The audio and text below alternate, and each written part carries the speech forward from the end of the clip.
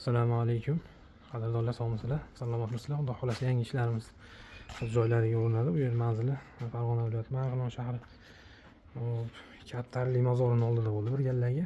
Bu yerga Dub Makkosvetdan alyumin seriyadan akbarga mahsulotlariga bitta ikki qanotli eshik, ikkita rom, tomonda bitta hammom eshigi qo'yib berdik. Xo'p, bu yerimiz aynida stigla paket bo'lgan, ikki qavat oynaydi. Alyuminiy butilchada dorilar, germetiklar hamma yo'q full holatda. Xo'p, ochilishlari bitta ochilish, bitta fortichka bo'lgan. Shatlankalari bilan, xudo xolasa liniyalari bilan bir xil holatda bo'lib go'zal chiqdi.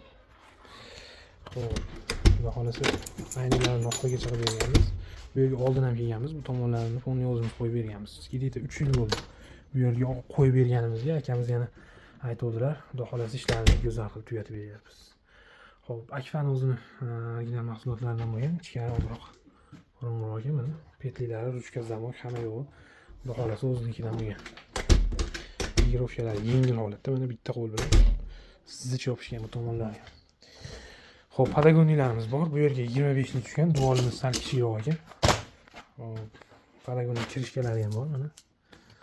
Delfin ruchkalari hamma yo'q. Akfa'ning o'zida. Ochilib yopilishlari yengil holatda. Bu yerga esa qaychi mexanizmda fortichka qo'yib berganmiz. Razmerlar bilan tanishtirib o'tsam, eshigimiz 95 bo'lgan, shuning uchun bu tomoni kichkina bo'ldi. O'sha aytib o'tganimdek 95, 99, 1 metrli eshiklar nostandart hisoblanadi. Ya'ni yo bir qanot emas, yo ikki qanot emas. Endi bizga akam bir qanotli dedim, ularga to'g'ri kelmadi. O'zlarini aytgan holatda ikki qanotli qilib, bu tomoni kichkinaligini hisobiga gul sig'madi. Bo'lmasa bu yerda ham gul bo'lishi kerak edi. Xo'p, 95 ga, yana balandligi 2.35 bo'lgan. Romimiz ham razmeri 95 ga 1.65 bo'lgan. Bir tomoni ochilishlari bilan shu holatda. Bu romimiz razmeri 1.35 ga, balandligi 1.75 bo'lgan. Uch ko'zli, o'rtadan bitta ochiladi. Bu yerda esa 35 lik Patagonia bo'lgan. Devori kattaroq ekan. Ochilishlari yengil holatda. Delfin petlalar hammasi Akfa'ning o'zining mahsulotlaridan. Tepa qismi gipsakarton bo'lgan ekan, olish eski rom yog'och eshiklar bor edi, albatta. Olishganda tushib ketib qolibdi, shuning uchun yo'llariga pena sepalmadik. Qolgan tomonlari zich yopishgan, mana 1 sm ga yaqin zazurlar bilan tugatib berdik. Xo'p, shu holatda bo'ldi. Bu yerimiz общий summasi, olib kelib o'rnatib berish hamma yo'q bilan 6.300 ming so'm bo'ldi. Xudo xolasa akamiz ishlarni tugatib beryapmiz. Eski klientlarimizdan aytib o'tganimdek, naryo tomonlarda hammasini o'zimiz qo'yib berganmiz. YouTube kanalimizda joylaganmiz.